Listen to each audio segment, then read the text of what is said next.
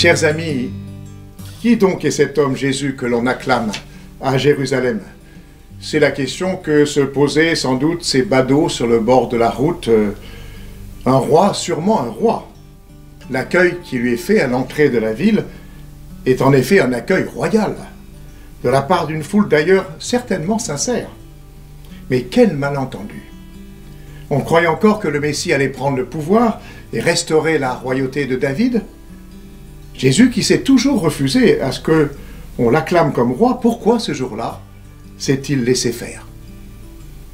C'est que le cortège royal, triomphal, avec les palmes qui s'agitent, les hosannas qui résonnent, est suivi peu de temps après d'un autre cortège pitoyable, celui-là, un certain vendredi.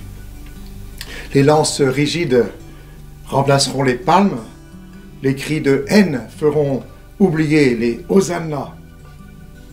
Les palmes, les rameaux, dont nous ornons habituellement les crucifix de nos maisons, disent toute l'ambiguïté de ces cris d'acclamation qui se transforment en cris de condamnation.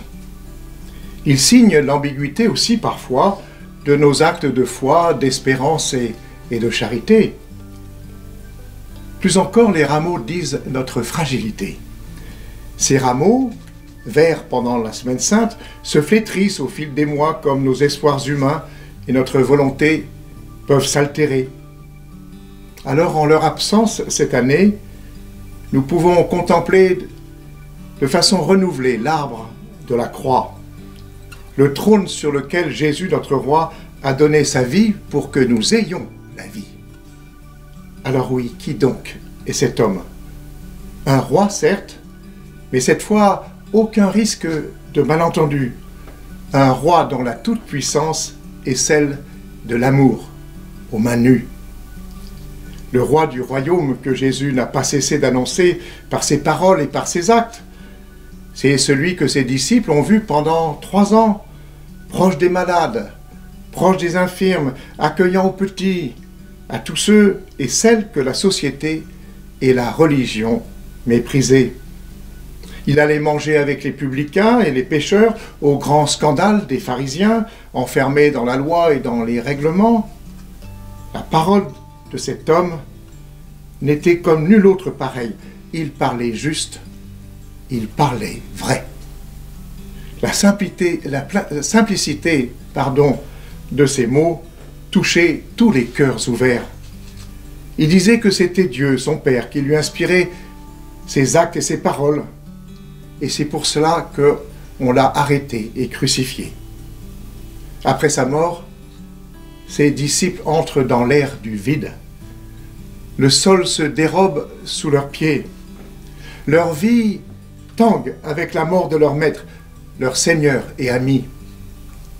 La plupart d'entre nous, nous en avons fait l'expérience, parfois de manière très éprouvante, peut-être récemment, peut-être en séjour de tragédie humanitaire. Quand nous perdons un proche, quelle que soit notre foi, quelle que soit notre espérance, nous ne pouvons pas aussitôt cicatriser la blessure. Vous le savez, cette blessure de la séparation, on ne peut pas supprimer le silence de l'absence de l'être cher. Alors nous sommes conviés à entrer dans une présence qui n'est plus physique, mais différente, spirituelle. Qui donc est cet homme? Nous le contemplons une fois encore en écoutant et en lisant avec ferveur le récit de la Passion selon saint Matthieu qui nous est proposé en ce dimanche. Un roi d'amour couronné d'épines. Avec la puissance divine et royale de l'amour et de la vie, il se livre pour nous et pour la multitude. La force de Jésus éclate dans sa faiblesse. Face à la violence, il ne se venge pas, il ne se révolte pas, il se fait vulnérable, jusqu'à se laisser clouer sur la croix des criminels, s'abandonnant sans haine au mal qui ronge nos vies. Mis au rang des rejetés, des innocents bafoués, des justes persécutés, des malades, particulièrement ceux gravement atteints par ce virus, des agonisants qui souffrent et meurent seuls sans comprendre, il nous rejoint pour être avec nous dans les profondeurs de nos détresses. Nous entrons, chers amis, dans sa passion. Avant que Jésus soit livré par Judas, les prêtres et Pilate, Jésus lui-même se livre. Oui, livré, il se livre. Ceci est mon corps donné pour vous. Ailleurs, il dit, ma vie, nul ne la prend, c'est moi qui la donne. Le vivant donne la vie, sa vie, et il nous rend vivants même dans la mort. Sa passion, c'est une passion d'amour pour son Père et pour nous. Jésus s'en remet à son Père en pleine confiance. Il se donne à lui sans réserve.